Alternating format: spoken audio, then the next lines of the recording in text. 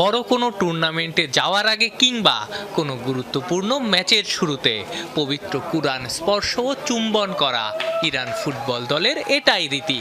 2026 সালের ফিফা বিশ্বকাপে অংশ নিতে যাওয়ার আগে তেহরান থেকে বিদায় নেয়ার সময়ও দেখা গেল একই দৃশ্য।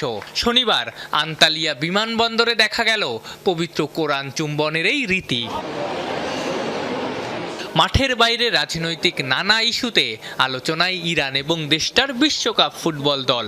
বিশ্বকাপের বিমানে ওঠার আগে কোরআন চুম্বনের এই ধর্মীয় রীতি রাজনৈতিকভাবে স্পর্শকাতর এই পরিস্থিতির মধ্যেও দলকে এক সুতোয় রাখবে, একে অন্যের প্রতি বিশ্বাস রাখতে উদ্বুদ্ধ করবে বলেই মত বিশ্লেষকদের।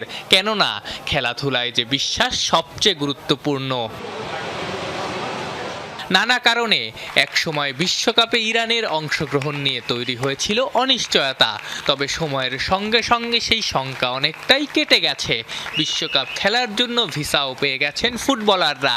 তবে ইরানের গণমাধ্যমের খবর, দেশটার অনেক কর্মকর্তা এখনও ভিসা পাননি। অবশ্য তারা দলের সঙ্গে মেক্সিকো সফরে যাবেন। তাদের যুক্তরাষ্ট্রের ভিসা পাওয়ার জন্য কাজ সেখান থেকেই চলমান থাকবে।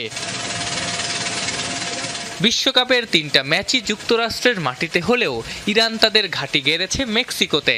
উত্তর আমেরিকায় অনুষ্ঠেয় ফুটবল বিশ্বকাপ চলাকালীন তারা সেখানে বেস ক্যাম্প করে অনুশীলন করবে। শুরুতে অবশ্য যুক্তরাষ্ট্রেই প্রস্তুতি ক্যাম্প করার কথা ছিল দলটার। বিশ্বকাপে 6 বার অংশ নিলেও কখনো গ্রুপ পর্বের বাধা পেরোতে পারেনি ইরান।